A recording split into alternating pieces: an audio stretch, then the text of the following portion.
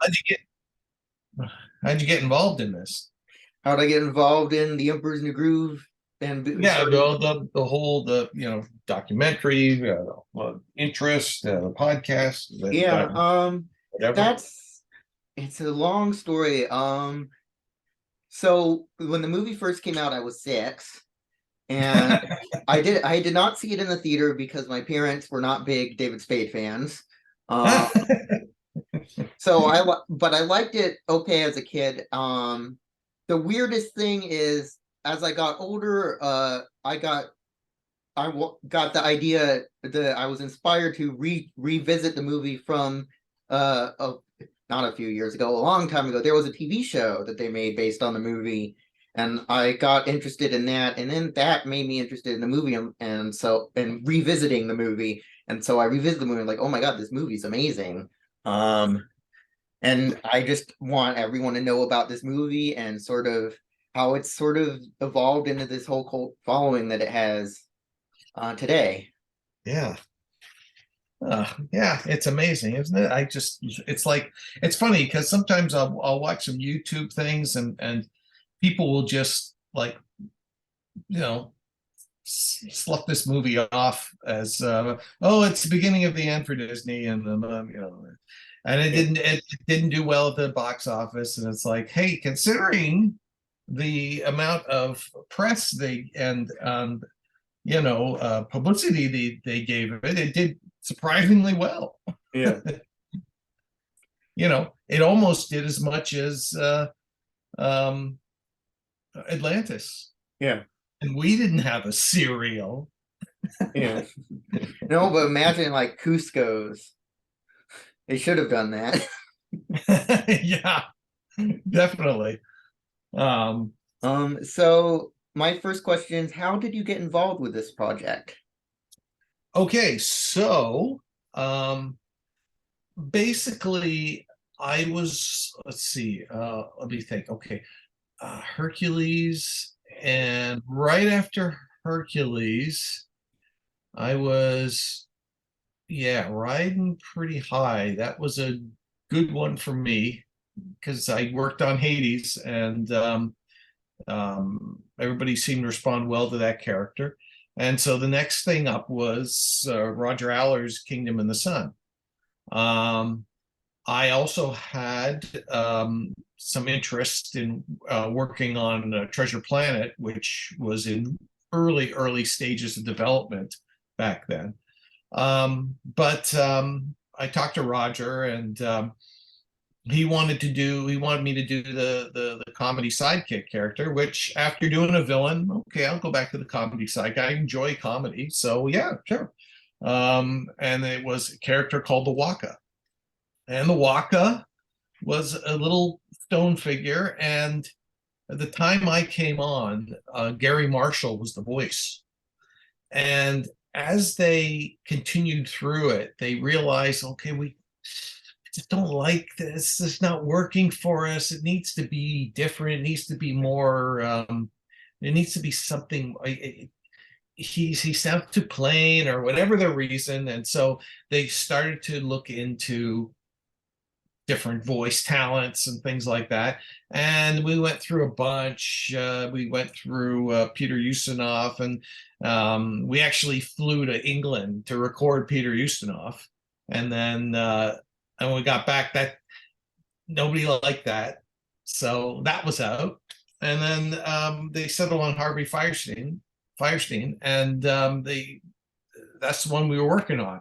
And we did about 1,000 feet, not me personally, but the crew on Kingdom. And then, the whole thing collapsed, and they didn't know what to do with it. It was the response to it wasn't great, and the upper management had problems. If you've seen Sweatbox, it Yeah. goes right.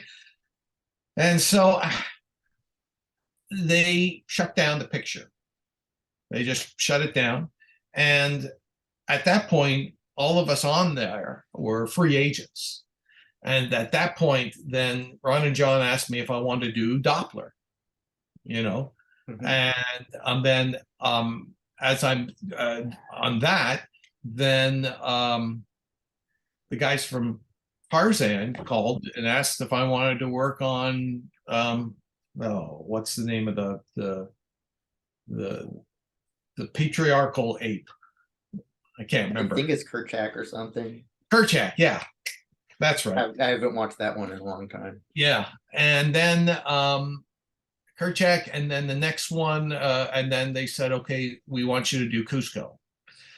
Because they wanted to switch things up. And when they came up with Kingdom in the Sun, they said, okay, we want you to do Cusco. So I had to sit back and go, okay, well, you know, Ron and John have a big history with them. And then I thought to myself, do I really want to do Kerchak? No, that's not a character I really, I mean, it'd be a challenge, but it's kind of a little bit too brooding for me. Yeah. I really don't have the interest in that type of character. And so I talked with Peter Schneider, and he said, look, you know, Doppler, he's not that big of a character. Cusco's the best one, you know, that you should really take that. I mean, he's the star. And I thought, okay. So I signed on for Cusco, and none of it was designed.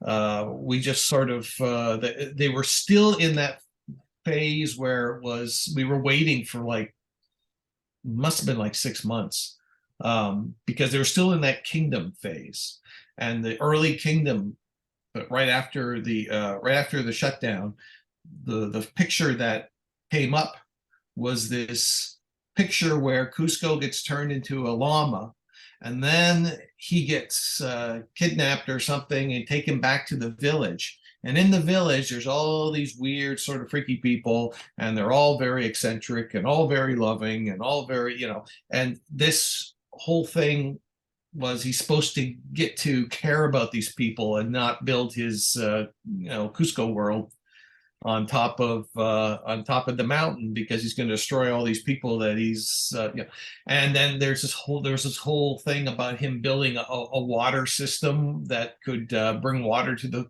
the village and all this stuff. And this is where you heard there are characters that like Adam West was going to be a character in it. There's a voice, just very eccentric characters. And then eventually they were working on it, and they were doing some designs and stuff. And then that thing got stopped. And so they stopped the whole thing, and they said, okay, we got to go back to the drawing board again. And then they decided on the whole, buddy cop. Well, actually, it's more the Defiant Ones type of storyline, where it's just the two of them trying to get back to the castle and all that stuff. And that was the one that seemed to work. That was the one that was doable. The problem with focusing on the village was that it's just so character heavy. We'd probably never be able to get it done. There's just so much line mileage on it. It just wouldn't work in the time we had. Yeah. They extended the deadline a little bit, but not much. We still had about a year left. So we hit the ground running, and I was on. I started to. They said, we want you to do Cusco Llama, and all that. That's 2 characters, and they're the main. He's the main character, so I'm thinking that's a huge crew. That's going to be a huge crew because he's in practically every shot. Yeah. Okay, that's not true, but he's in the majority of the film. Yeah. So I thought, okay, I definitely want to handle both characters. I don't want to divvy it up and give the llama to someone else, because that's a huge part of the personality and all that. So I chose about 3 or 4 people to exclusively work on the human character. And then the rest of the crew would work on the llama, because that was the majority of the film, was him as a llama. And I divided my time between human and llama back and forth, and then basically spent my time doing rounds, going from, I think I had about 15 people on the llama, and like I said, 4 people on the human. And so it was honestly, I'm so amazed that thing got done because, yeah, if it wasn't for the people, there were some good people on that film. They really they picked up the pace. They really they got the thing done, and a lot of good, solid work was done on that film. Um, so yeah, it's Um, pretty. and tell us a bit about or tell me a bit about Kuzco, like his character. What were some and like what were some of the influences in the way like Kuzco moves and stuff? Well, okay. The moving is, I mean, the moving's based on the voice. Let's put it that way. Yeah. All the stuff when I approach a character, I kind of like to first make sure some of the design elements of the character are incorporated from the vocal performance, Yeah. even from the actor, mouth shapes and things like that. It's probably, you know, the small little mouth on Cusco and all that. That's you know, there's a bunch of sort of smarmy David Spade attitudes in there, and just, you know, the other aspect is just trying to do classic believable animation. It's not so much trying to find a style. I mean, the design style, that was pretty much Joe Mosier. But the animation style, I just tried to make sure I can move these characters convincingly and with attitude, and with a certain amount of sharp comic timing. You know, Yeah. I never wanted to I never wanted to scrimp on any of the movement. I wanted it to still be believable. So that's why I went. I mean, the the the, the scene at the beginning where he's dancing, um, that was like, that took me a month to do that thing. It was so complicated because I really wanted to make sure that all the overlap on the clothes and all the secondary action was believable and all that. So you get things with wait a second. Um, yeah, hold on.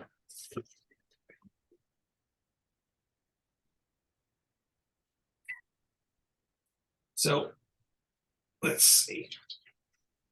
So yeah, so Oh, you get sweet. things, you get things like this tail and how this tail moves. It's not going to just move in a clump like that because it's a free form thing. So as he moves forward, this starts moving back before it moves forward, and so there's a give and all that stuff. I wanted to put all that, make sure the sleeves moved properly, that they didn't just, you know, look like he was wearing cones on his arm, but Yeah. make them feel like real cloth. And you know, same thing goes with the earrings and the hair and all that stuff. So there was a lot of attempt just to make it look as you know, Disney as possible, Yeah. believable, you know. And then yeah, with same thing with the llama. You know, you've got all the hair and the fur. I mean, there was one animator on there who was an excellent animator, but he really, I had to push him to make sure that his secondary action is overlap, is not secondary action, but his overlap work. The hair felt like hair, that it would move like hair, because that's to me what separates really high quality feature animation, TV animation.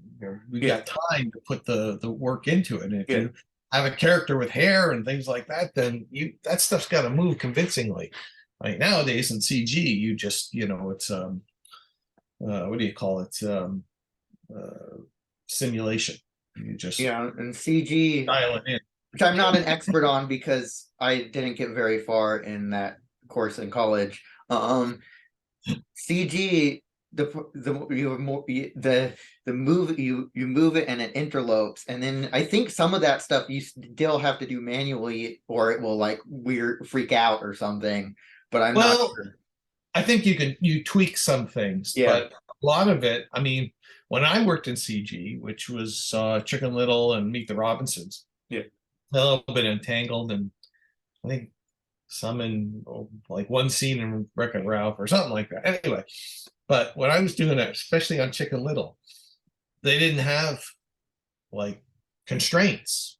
They yeah, didn't have everything is gimbal lock and all that stuff you got to deal with. So I did a scene with Buck Cluck driving in his car and talking to Chicken Little in the back seat, and I had to match every single hand position on that steering wheel and make sure it didn't crash through yeah, the all that stuff. And so I had to all do that manually. I couldn't just attach and then just have the steering wheel move. I had to yeah, actually, so so now I'm pretty sure. I mean, they even had it back then, the hair sim, cloth sim, yeah. So I'm sure it's And it's even only gotten like more realistic, I guess. and yeah, and more sophisticated. So Yeah, I assume that it's pretty much unless you want it to do something specific, yeah, like say you have the hair but you need it to go up higher than it does, then you adjust it and you know adjust the curves and stuff like that. But yeah, so for 2D, well, it's all hand done. You got yeah. to know all the way from from uh, all the characters I've done had a lot of cloth, a lot of um, no, I'm not even going to attempt to bring him up. I'll show you. So Hades, and then I think Charlotte's up here, and it's just a lot of overlap on cloth and things like that. So I was really I really wanted the believability of not only the human character, but the cloth on him, but the fur on the character. That was a big important to me, and I pushed the animators to make sure that they don't forget that. And I think the result turned Yeah, out pretty good. yeah. And did you get to meet David Spade? And if so, what was that like? Um, the way David Spade is, or I guess I could say was the way he was on TV Yeah, was pretty much the way he was in real life.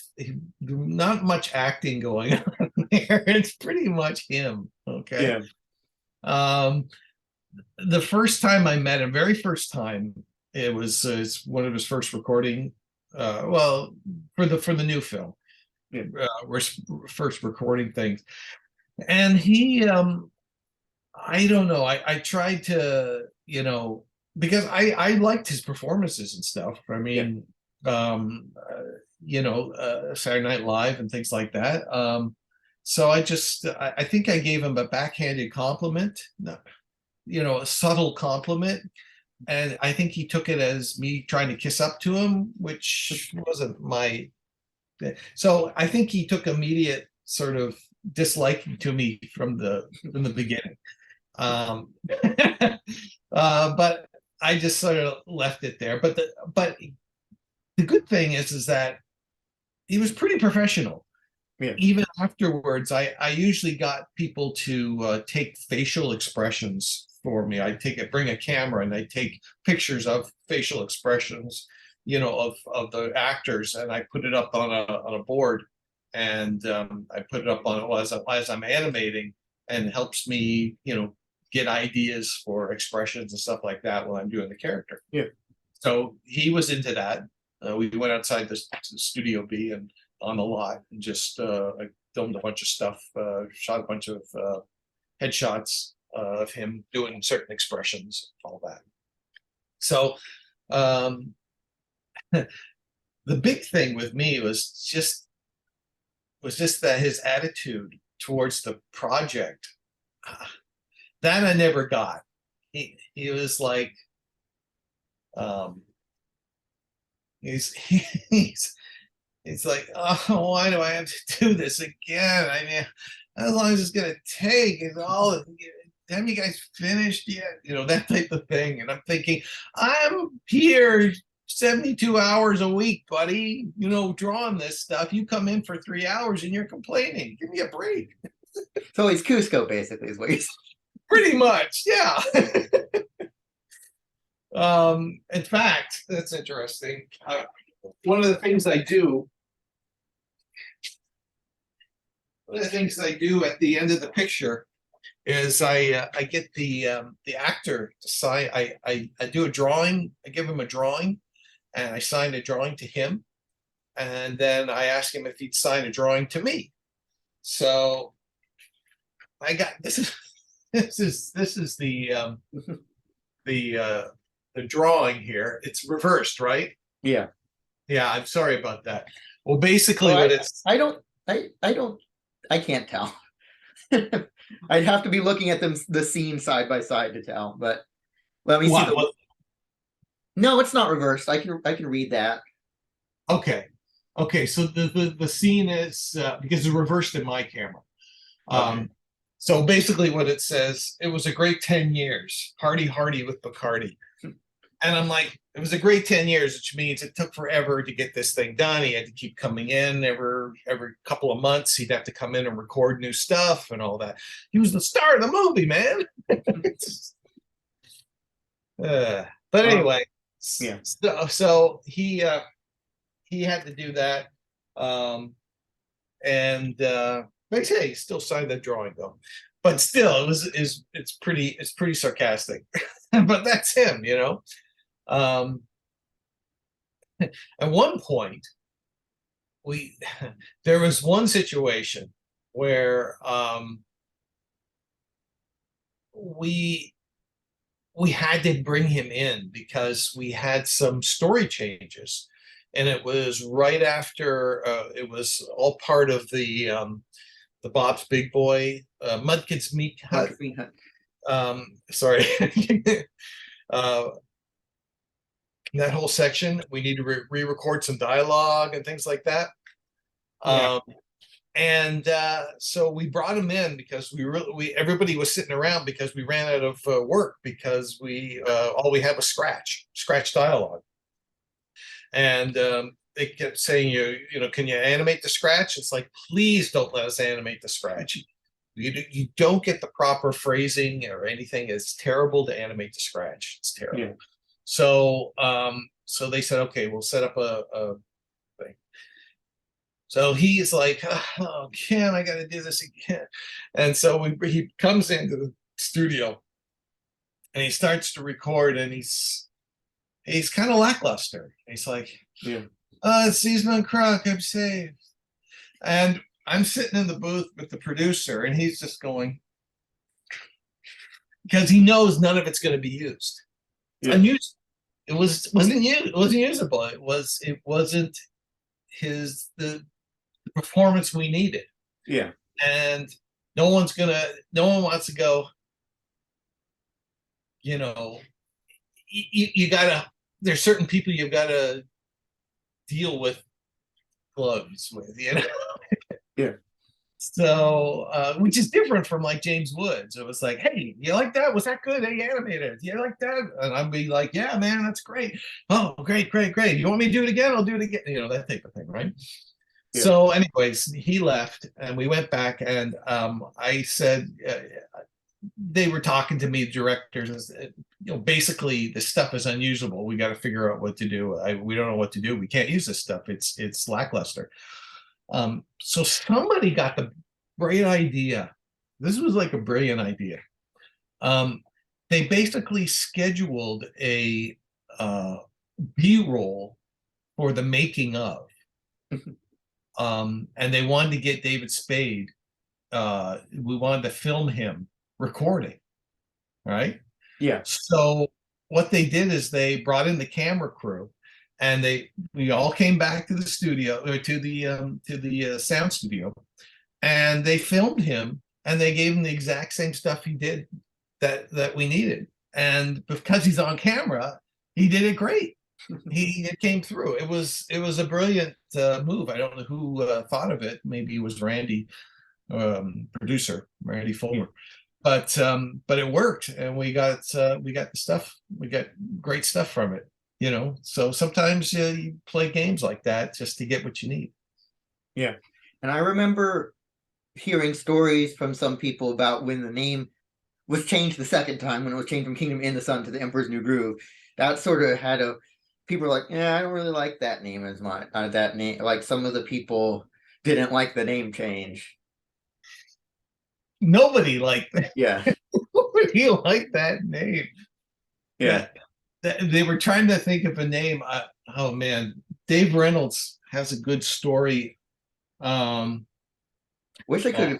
I wish I could get him to interview him, but his Facebook has not been active since like 2015, so I don't know any other way to. I haven't talked to him since since I left California, so I don't have any contact with Dave. Yeah. But when he was on Facebook, he did actually. I wonder if I can find the story.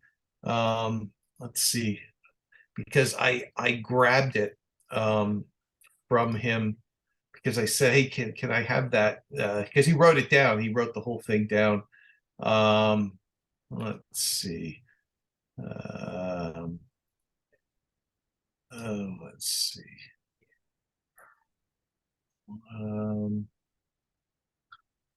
Okay. Oh boy. I may not be able to find it at time, trying to figure out. It was his concept about his observations of the name change and how that went down. And it was the name came from corporate. Yeah. So he's like, I hate that name, but this is the stupidest name ever. What does that mean? Where'd you get that? And everybody, when they heard it, it's one of those names that just grew on you. It's just, I don't know. And it was kind of, I remember when the film came out, there were some reviewers who were like, this has nothing to do with the classic fairy tale, The Emperor's New Clothes. It doesn't even match it. It's like, it's because it's not about that. You just assume from its title. That's why the title is kind of, it didn't make any sense. It's kind of weird. So yeah, I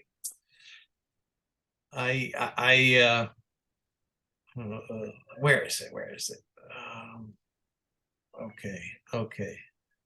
Kuzco.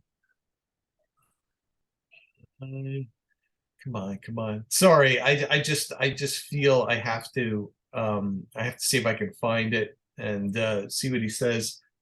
No.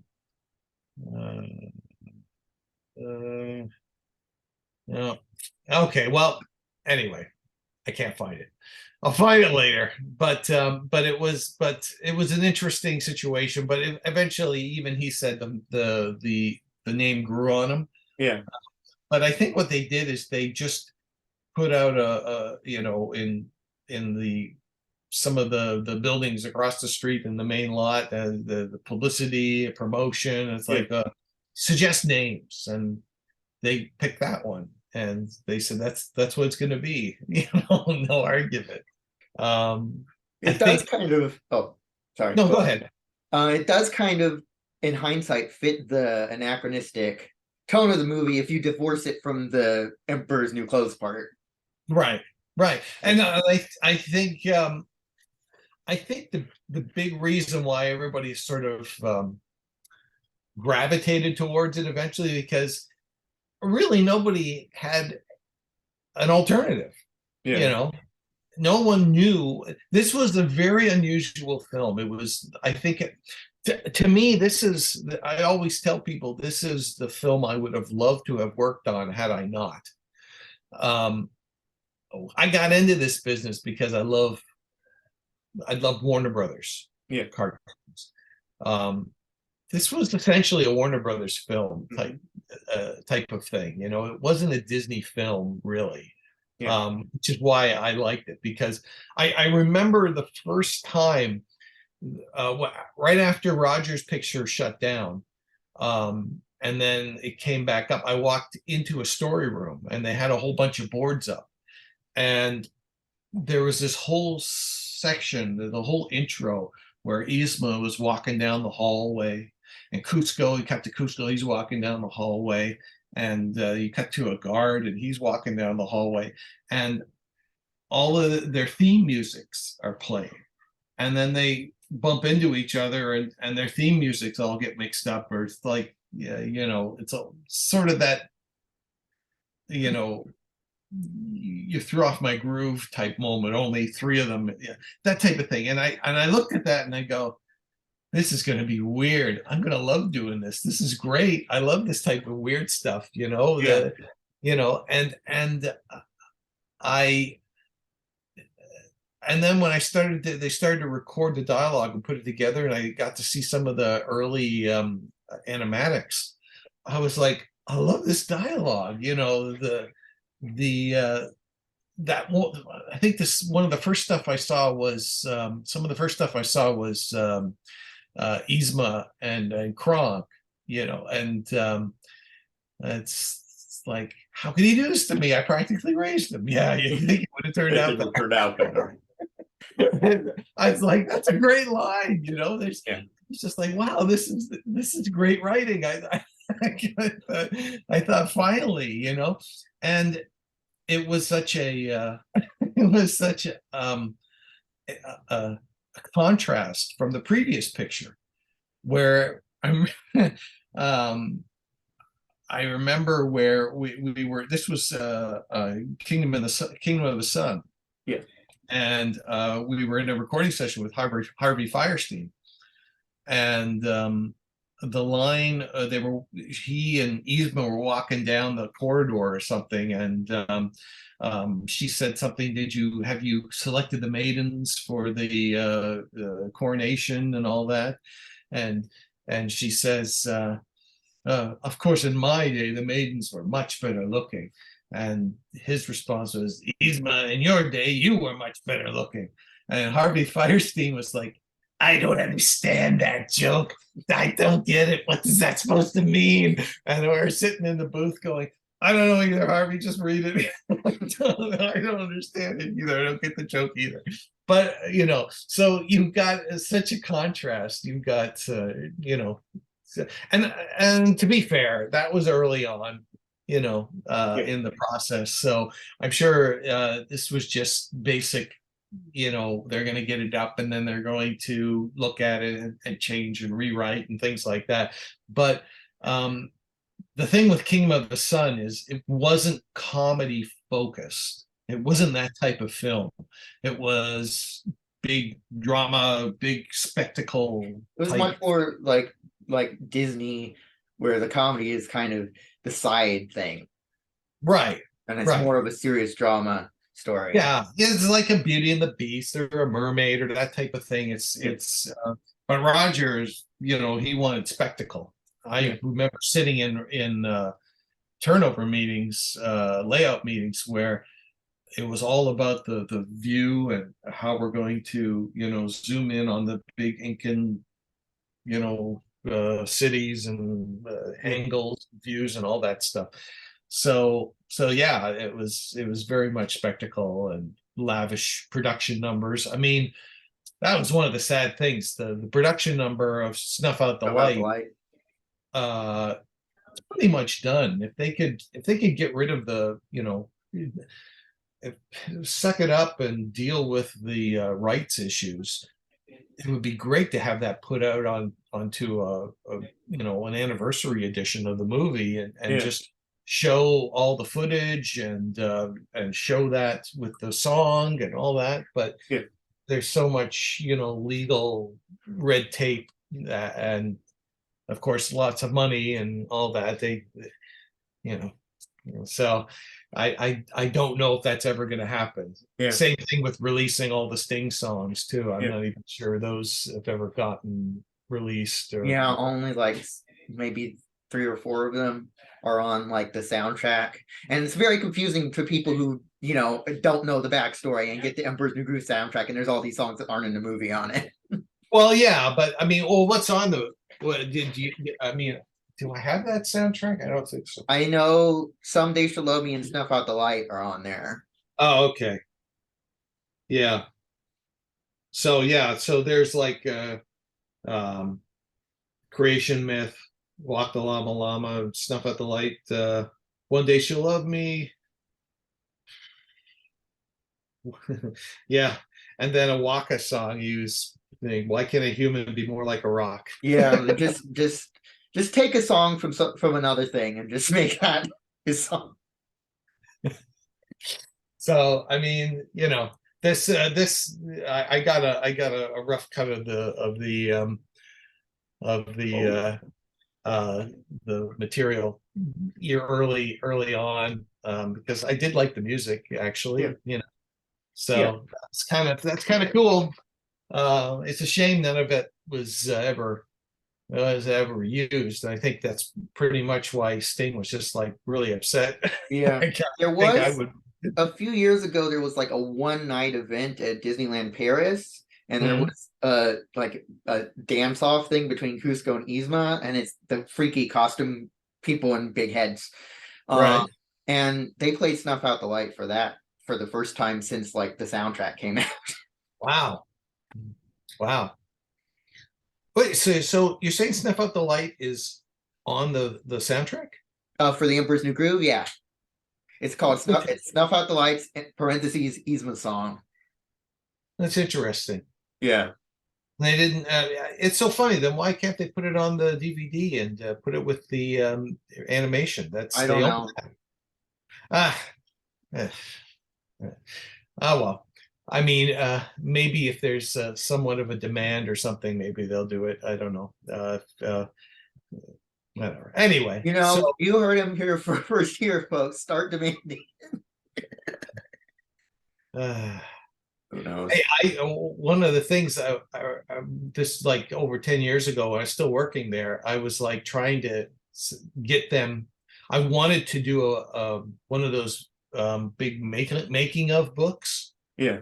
On Emperor's New Groove, because Yeah. of all the films that get these big making of books, I would love an art of book of the Emperor's New Groove. yeah, that's it, art of book.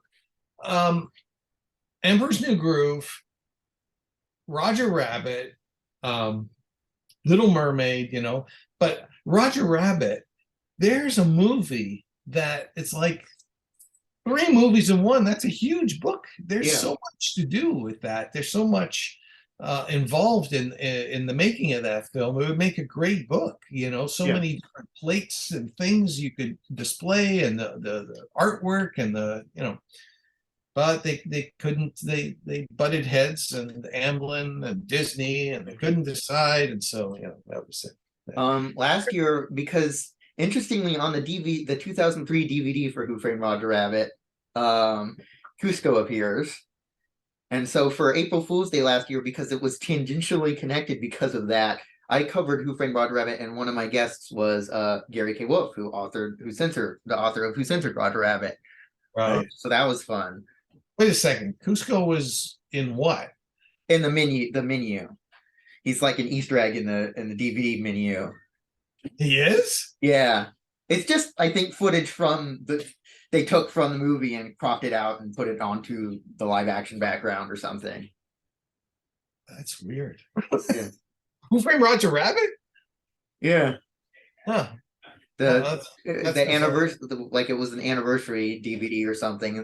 Yeah, there's a menu and it's like maroon cartoons is the background, and if you wait long enough, one of the cartoon characters that shows up is Kuzco. It's very interesting. Oh wow, that's wild. I mean, and that's not. Is that the gold box there, or is that the is that the? Oh no, that's the Roger Rabbit. Sorry. I'm thinking of the Emperor's New Groove. Emperor's New Groove, yeah. Yeah. Okay, so This was the one that like it had it's a two discs. Blu-ray, a small Blu-ray one. And this was like 2003. Oh, okay, you're right. So it's like the DVDs and the discs looked like film reels. Ah, okay, okay. I think I have that one. Yeah, yeah. Yeah. If you wait long enough on the menu, Kuzco will show up dancing, twisting, spinning, and like doing the moonwalk or whatever.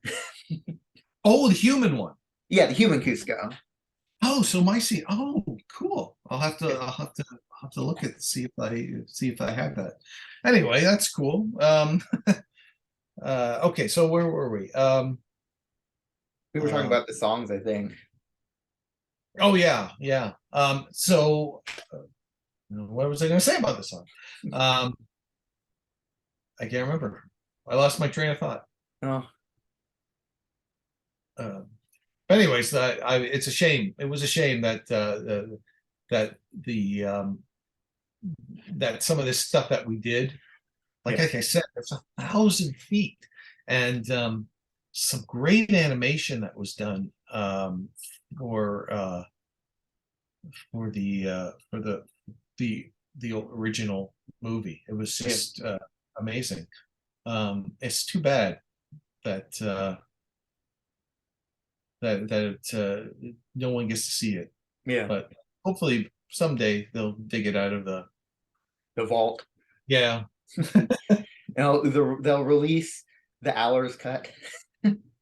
Yeah, I mean that's possible.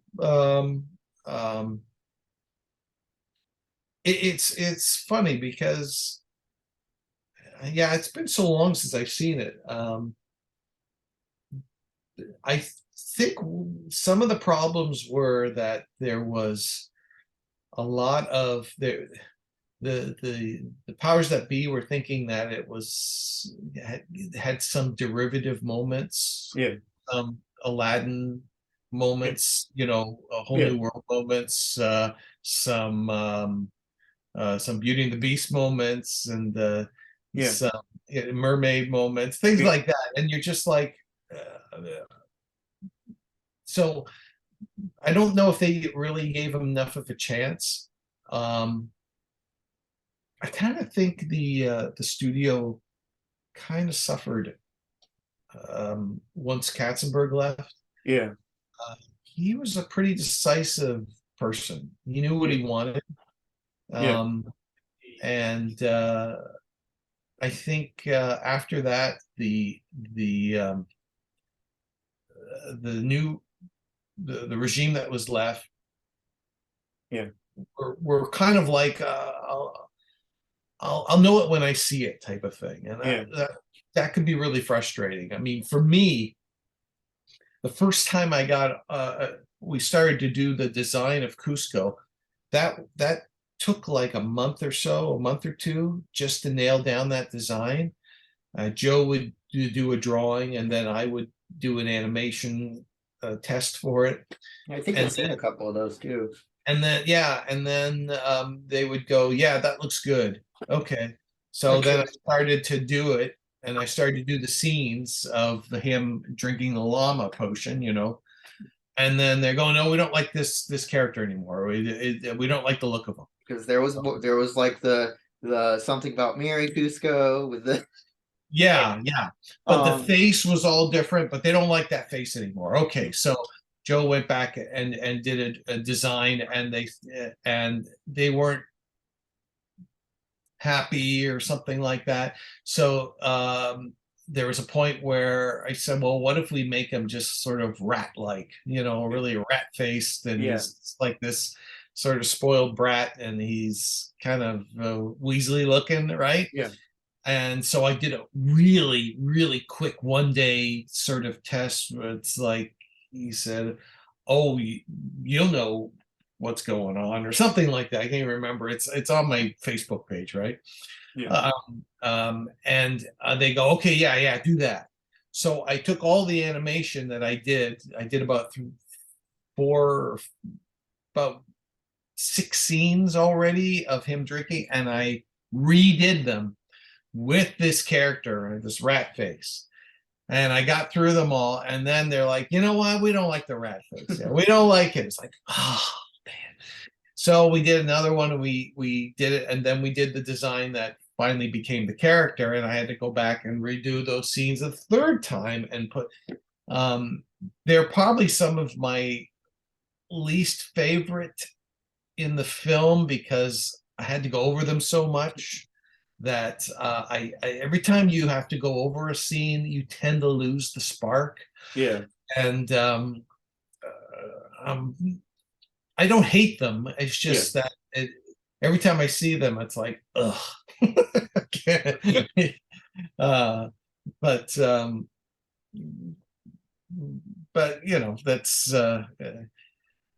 fine. That's part of the process. Yeah. What was it like working under Mark Dindal's direction? Mark was great. Mark was he was the type of person that uh, he wasn't he'd let you go, you know. He'd say, this is what I want from the scene, and then he'd let you go and you would do a rough, and he'd let you experiment, and he picked his leads from people he knew he could trust and weren't going to sort of were on the same wavelength that he was on. And you know, both he and Randy, they were a good team. They worked together a lot, but they were a really solid team. It's a shame that they only did 2 films. Yeah. You know, there was a point where right after Groove, they were starting to work on their next picture, and it was a joke, fairy tale send up. But then Shrek came out, and the decision was to shelve their picture because it was too close to Shrek. Yeah. But the sad thing is I was supposed to be the lead animator. I was supposed to be supervising animator of the entire film. That would have been my first big credit, as you know, it wasn't just a character lead, it was animation supervisor. I would have loved to have seen that Mark Dindal's version of that kind of thing. Oh yeah, I would too, because more than likely Chris Williams still would have been on story. And you know, those guys, they were pretty sharp. I liked their work, and I think we would have had a good film, you know. And it's so funny that they think, oh, no one's going to accept it, and then, you know, a few years later, that cheesy Hoodwink came out and made all that money, you know. So yeah. Also, speaking of Patrick Warburton, well, so yeah, it's like it depends on what you do with it. Besides, you know, Shrek really wasn't about a fairy tale necessarily. It was pretty much Shrek with satire on fairy tale elements. I mean, I can remember coming out of the theater in that one, and you know, people were like, this one girl was walking out, she's like a teenager, says they just trashed Disney on everything. And I'm thinking, they did? I mean, maybe there was like 2 or 3 references to Disney, but everything else was fairy tale jokes, you know. Pinocchio's nose grows. Disney didn't invent that, you know. It's like, so they associated all these things with Disney just because they made a couple of Small World references or Disneyland references. They considered the whole thing was a slap on Disney. Yeah. You know. But anyway, I think we could have done it. I think a good job. But then, you know, that whole thing was shut down. They started to talk about shutting down the 2D department too. After that, I think but that wasn't until later. I think I went from there. I went on to Mike Gabriel's Sweating Bullets, which turned into Home on the Range, and you know, that type of thing. And then, but after I got off of that, they asked me if I wanted to work on Chicken Little. And at the time, I thought, hey, that would be great. and then it turned to CGI, and I was like, and they said we will train you, and so it's like, okay, I'll try it. And so I went into CGI and started working on that stuff, and worked on the Chicken Little and the Father and all that stuff for the Mark and Randy. Um, but yeah, those guys on that film and on Kingdom, Groove, they were, you know, they pretty much gave you carte blanche to do whatever. And as long as I showed him roughs where he can go, that's not exactly what I wanted. I was thinking more of this, but he really did that. We were pretty much on the same wavelength as far as the approach of the scenes. And in some cases, I had to go over and redo some of the stuff from France, because they weren't quite on his wavelength. So certain scenes I had to sort of redo. But again, I sort of garnered his trust, and that was a nice place to be in. And we worked really well together. And I'd love to work with Mark again. And when the film came out, it was it got some good reviews, but it unfortunately didn't do very well at the box office. It did, considering how, like I said, considering how the publicity was really dropped. You know, the ball was dropped on that publicity campaign. And what, as nutty as a Christmas fruitcake, what is that? You know, a couple of, you know, posters on bus stops and things like that. They didn't know what they had. They didn't know how to market it, you know. And then the week we came out, we were opposite the Mel Gibson film What Women Want. So yeah, that beat us. So obviously women didn't want it for group. So what was I gonna say? Shoot, what was I gonna say? So I was talking about the marketing. I know Disney was marketing 102 Dalmatians a lot at the time.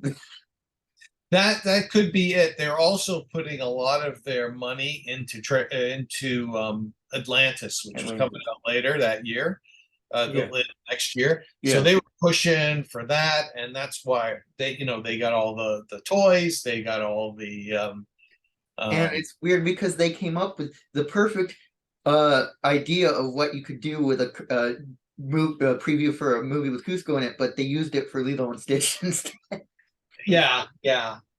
Which is a great movie, but not really. The trailers don't really reflect what that movie is. It's kind of the trailer was kind of for those things. It kind of, I agree. It kind of made it seem like a different type of film than what it ultimately was, which, I mean, it's a great film. Lilo Stitch is a great film. But yeah, it's not what you'd call a screwball comedy. So yeah. But like, imagine that kind of trailer where you had one of the other Disney movies and Kuzco was invading it. Yeah. That would make more sense. Or pulling back and having him draw a marker on the screen and all that. That type of stuff. But again, I don't think they knew what they had. They went into the screenings, Eisner and Schneider and Schumacher and all the big mucky mucks, and they all enjoyed it and they laughed and they thought it was great and all that. But I don't think they got it. I don't think they understood the potential of this type of film. And they saw it as, we'll just put it out and word of mouth will take care of it. It's like, this isn't your typical Disney film. You've got to promote it in such a way. And I think what they felt was, maybe they felt that they spent too much money on the picture, because that budget, I think it was incorporated all the way back to the beginning of $100 million, I believe. Yeah. So like, they're going to cut their losses. They're not going to spend a lot on publicity and spend 50 million on publicity for a film that they had no confidence in. But yeah, definitely a huge portion of the budget was towards Kingdom of the Sun, because one of the Emperor's New Groove's greatest strength is simplicity with how Yeah. it's done. There's only what needs to be done is really in the movie in terms of animation, and background and stuff. So in one scene you'll have this sweeping background, and another scene all you need is a spotlight on Yzma, and it really. Right. But again, there were moments when Kronk was trying to escape. There were people in the courtyard. They filled out some of that. But yeah, they were smart about it. They tried to make sure that the body count in each shot was figured out. Yeah. So it's smart filmmaking. Did you ever imagine the film would gain the cult following it has now? I never. I don't know, when it finished, I just thought, okay, it didn't do well, and it's just sort of gonna fade away. But as as the years passed, there would be more people quoting from that movie, than any other Disney film. I mean, you'd get the odd Aladdin or Beauty and the Beast, but there'd be people, no touchy and all that stuff. That stuff, I would hear different people from from within the studio, at the parks, at theaters, at church, quoting these characters. So and I would also, I'd have the Emperor's New Groove jacket, the crew jacket. I would get people coming up to me and say, "I love that movie. I love it," And so it was pretty satisfying after a while. I've had other friends tell me, "Oh, when it came out, I didn't want to see that. I didn't want to see that." But then I don't know, it was on TV once, and I watched it, and it's like, this is a great movie, and people started to discover it. And as it throughout the years, more and more people discovered it, and I can remember my daughter, who at the time we were making it, she was like 2, 1, and we actually used her as the design for baby Kuzco. And we went to a 15-year reunion, and I took her with me because she was an inspiration. So I took her with me to the screening, and as we were walking back to the car, she said, "I forgot how really funny that movie is. That's a really good film. I really was really," and I think I don't know, maybe people sort of passed it by because I don't know the title. I don't know, but I've had very few people have said anything extremely negative about it. Yeah. Yeah, there were some bad reviews. There's some. I remember one saying, "Oh, it's like this. What was that Disney Channel show, Freakazoid or something like that." I can't remember. That Freakazoid was a Warner Brothers show. Or something. Was the one with the character with a big long tail or something? I can't remember. Bonkers? Or something. They compared it to one of those, and I just like, they want to hate it, so they're gonna hate it. So whatever. You can't please everyone, but most of the people that most of the reviews were pretty positive when it came out. It wasn't. I just don't think it was promoted right. Yeah. I think they dropped the ball. But I mean, it had to have had some success, or they wouldn't have made a show out of it. Yeah. or Well, a yeah, I think sequel. when it came out on so yeah, I think a lot of that was people saying, "Hey, you got to check out this movie" to each other, and then and then aired on TV, and the home video sales did really well as Yeah, well, and that's what led to them making uh a sequel on a TV show, and now like most of the quotes from the movie are on a T-shirt, something that you yeah, can buy. Um, that appears in some like recently the Disney Mirrorverse which is like a video game where there's like alternate universe versions of Disney characters, unveiled Kuzco. They're calling him the disciple of Groove. oh brother. Uh, Yeah, it's like yeah, for a, film where they didn't have a lot of faith in, they sure tend to keep it alive. yeah, I yeah, I'm very surprised. In fact, I think more merchandise has come out in the last 20 years than did when the film debuted. yeah, I yeah, mean, this is yeah, that's a good that's a good little box set there. yeah. I don't have. They're out of the box, but I have some of mine. Here's Cusco. Yeah, that's this one, right? That's Yeah, from here. yeah. Yeah, yeah. Hey, the one that I really liked was where are they? Somewhere around here. Uh, oh yeah, this found this at Blockbuster. This is really good. Yeah. This is like this is like a really. I was very surprised. I just found this sitting. I bought about two or three of them because I never really found them. You know, you never really found them. Nothing was. It came out on this stuff, and so when there's some really ugly ones I have. I think they're in a casing box somewhere in my room, but they're kind of floppy, but they're Yeah. really ugly. But this one is actually Yeah. pretty solid in Looks like its it has design. a frame inside.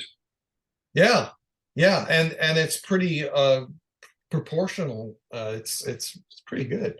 Yeah. Uh, so yeah, every now and then, yeah, things come out. Um, but yeah, it would be. Oh yeah, I was going to say that I tried to get him to approve. I said, can I write the book? Would you let me do and write the book? Because I had nothing to do. I was sitting around doing nothing. Might as well let me work on this, and I'll put together stuff. And no, we're not gonna, it's fine. I couldn't get an approval for it, so that never went anywhere. But I thought it would be interesting to have it written by an animator from the show. Even if I had help with it, I didn't mind as long as it was um, driven by that would have been a new thing to have an art of book driven by the maybe they worried that I was going to fill it with all my stuff. It wasn't going to be fair, which I wouldn't have done. But who knows? Or maybe they just didn't. I think by that time, art of books were passe, and they weren't really doing them Yeah. very much. So I was kind of Experiencing a renaissance now. Like the new DuckTales show got an Ardo book. mm, Yeah. So maybe yeah. someday, if they can Well, round up all that art. yeah, I know. I mean, it's frustrating. Some of the most popular movies don't have an art of book, and I mean, Hunchback got an art of book. Yeah. Yeah, I think Groove is a better movie than that. Yeah. Um, but oh well. Um, someday. Yeah. Do you have any fun behind the scenes stories? Well, trying to think back then. Um, wow.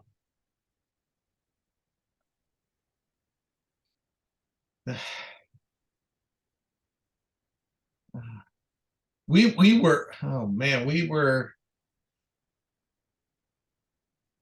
sometimes fun stories happen when people are sort of more relaxed.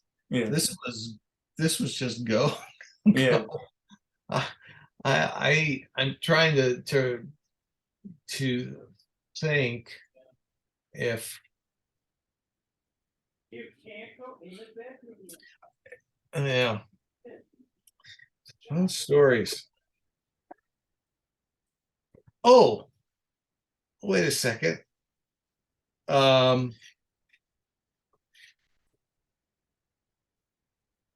we had a lot of, I mean, one of the best things, and this isn't necessarily groove, but it's related because at the time, we were working on Kingdom of the Sun. Yeah. That said, okay, there's going to be a research trip in Peru. And I thought, and they said, would you like to be a part of the trip? And I said, yeah. I mean, as animators, never got to go on research trips. It was always the directors, the producer, head of layout, head of background, um, art director, right? Yeah. Animator, no, because there was no head of animation. Yeah. So the head of animation were the character leads.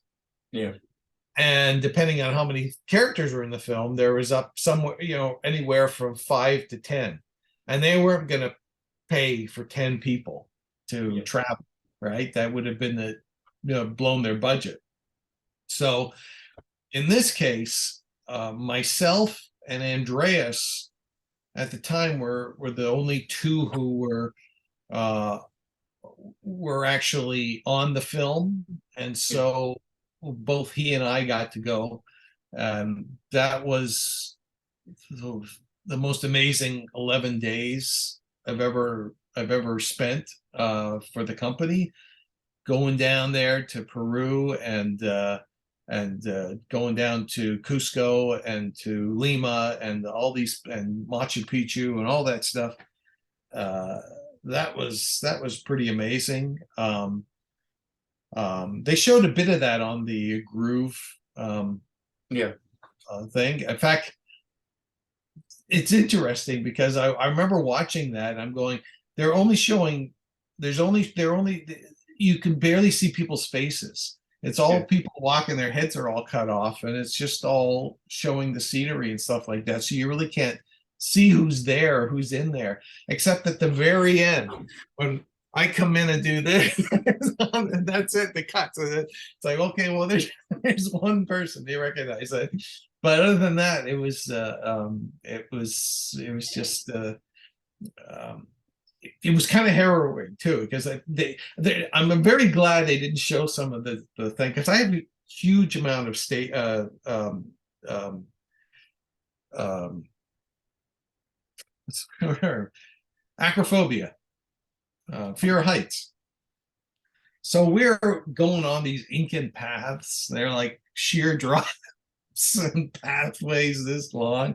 And I know there's footage somewhere because I remember seeing it where you see, just people just walking along the paths and they're filming them walking. And then around the corner comes me and I'm sort of Spider-Manning on the ground, crawling to keep from falling off the side of the cliff, because all these guides are telling about how, people have fallen to their deaths and all. I just my firstborn was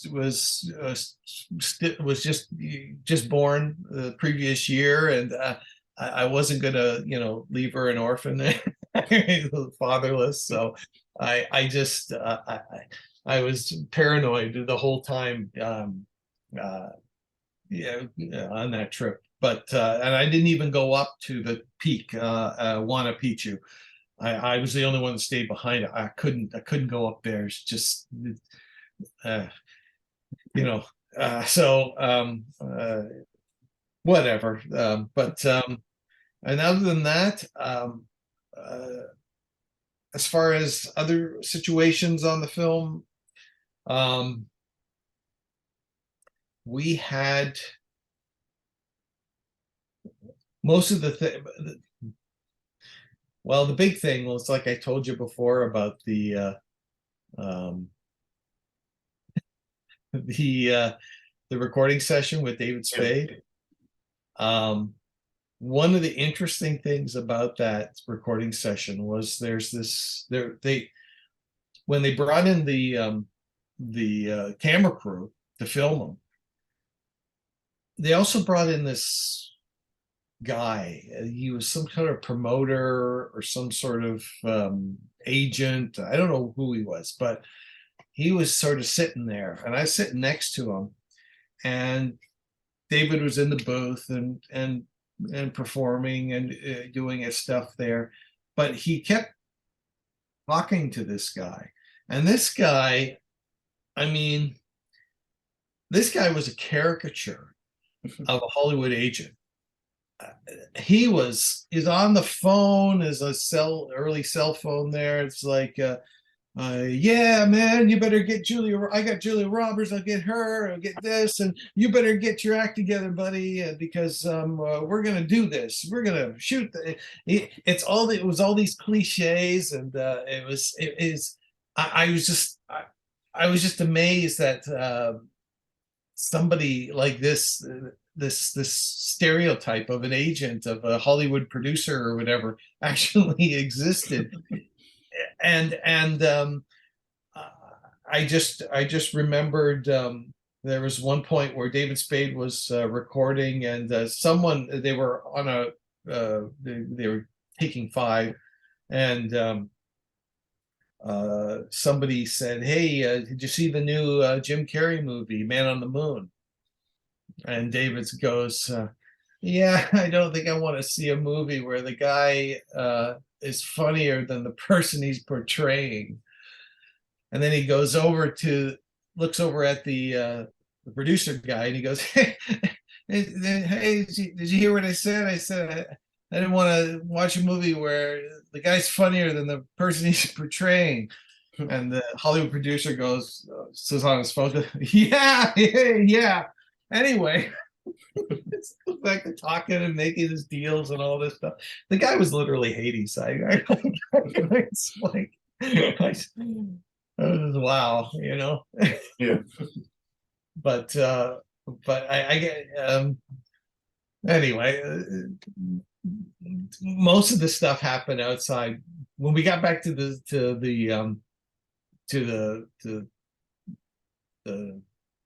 studio, it was basically, hit the ground running. And yeah,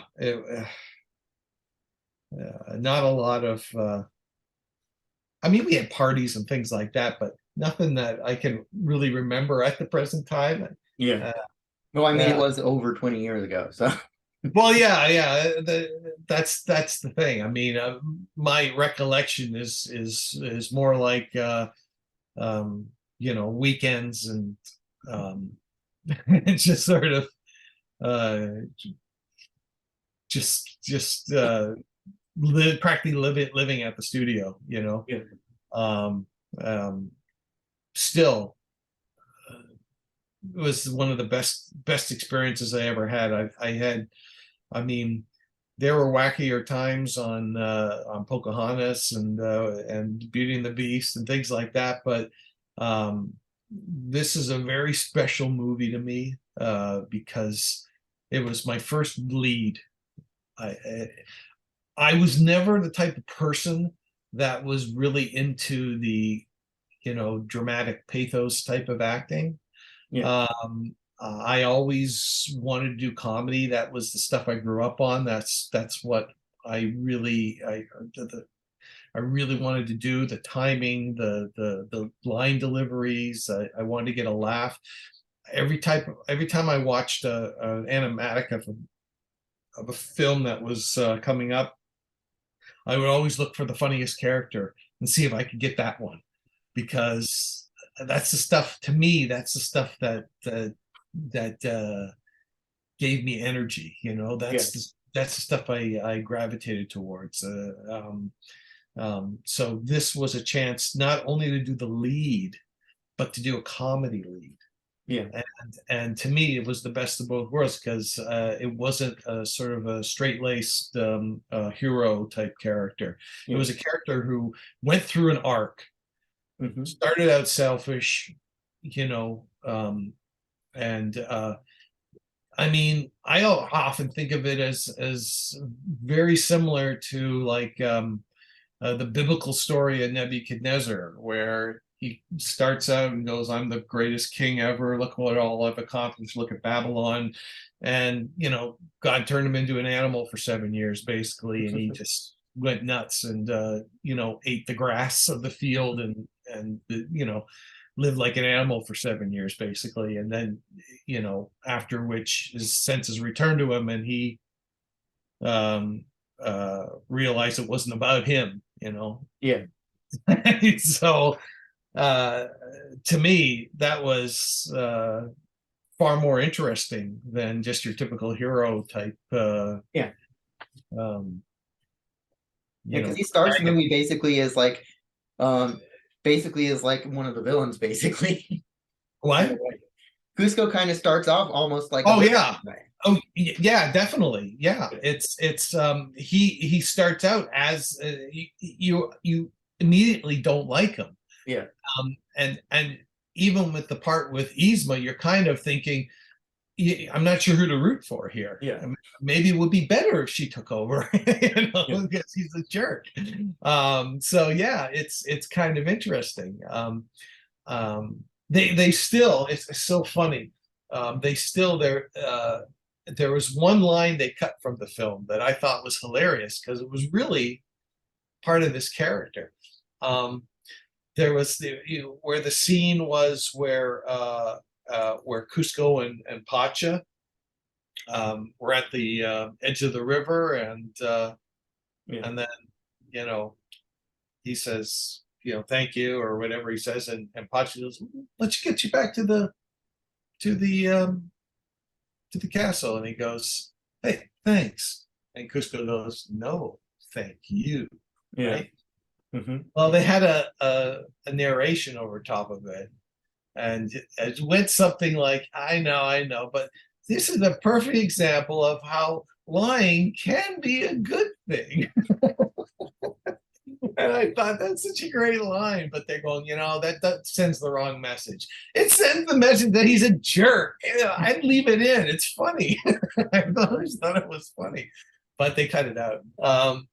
But that was one of those things where I thought, I guess I see it. It's lying is never a good thing, but I guess they didn't want people quoting that line. Yeah. So yeah, but it's still, it made me laugh because I mean, at the time the guy was still a jerk, Yeah. so of course he'd say something like that. So he hadn't gone through his arc yet, so it's obviously something he would have said. Yeah. Um, but yeah, it's yeah, and I'm trying to think if there's um, I remember I remember one story session, the whole thing with where Eastman, the cat was falling down, there's a trampoline and all that. Yeah. I think I did a gag drawing of all the villains who have fallen to their death at the bottom with a trampoline, like boing, and they're giving a thumbs up or something like that. So, but everybody was encouraged to contribute. We really didn't have typical turnover meetings on that film. Usually, with a Ron and John film, they would invite the lead animator into the turnover meetings if their character was in the sequence, so they could add to it and maybe suggest lines or suggest concepts or ideas or business. Yeah. That's how I got my story credit on Pocahontas, because they basically the animal characters were just sort of there and they didn't know Yeah. what to do with them. So myself, Chris Buck and Dave Brooksma, we would go into the story meetings and we would just do sketches and add business for the characters to do and come up with stuff, you know. Yeah. But on Groove, they were pretty much, you know, they uh, they were pretty much just story department was pretty self-contained. They knew what they were doing. Yeah. So it was a different situation, but I didn't mind because the stuff that came out was brilliant. Yeah. All right. Well, I think I should probably get going. Hey, I appreciate it. I hope that you get other people. Well, I have some of. I've already got. On Monday, I am interviewing Stephen Anderson. Yeah. I Well, also am using some of the previous interviews I did on the podcast in the documentary. Because yeah. I've interviewed Tony Bancroft, Uh-huh. Bob Bergen, and Stevie Wormers. Okay. You didn't get Dale Bear, huh? No, sadly not. I'm pretty sure that was before I started the podcast. Oh, okay. Okay. Yeah. He's quiet. He was a quiet guy anyway. I don't know. Yeah. It was just sad. That Yeah. was sad. I miss Dale. Um, but anyway, yeah, there was a guy. I mean, man, working with these people, I didn't work a lot with Tony because my scenes didn't really connect with Kronk, but I worked with Bruce Smith and I worked with Dale, with Yzma and Pacha, and it's so rewarding to work with really top-notch animators. It pushes you to make sure that your stuff is as good as you possibly can do it, because the last thing you want to do is to look like crap next to their stuff. Yeah. If you're in the same scene, that whole scene with Pacha and Kuzco and you know, when it's on this side of the mountain, these hills sing, and he's pushing them, and yeah, and he's pushing them, and we're working out all this stuff, and Bruce was like, I had to get him around to here, and Bruce won't be push him, and so he animated that, and I did the bumping motion and all. It was like, you work back and forth. It was great, and the whole thing with working with Dale on the scene where he's like, "We're going in a new direction," we're doing all that stuff, and all that stuff. It was man, yeah. It's great to work with professionals like that. It's just that was a great film to work on. Yeah. And so I really appreciate you asking me, and hope I got some I hope you got some good material, and that I don't I don't have too many hems and haws, and that you can cut something together that's coherent. Okay. And thank you Well, for agreeing to this. my pleasure, Micah, and I wish you all the luck. Let me know how things go. All right. Um, and yeah, all the best. You too. Bye. All right, we'll talk to you soon.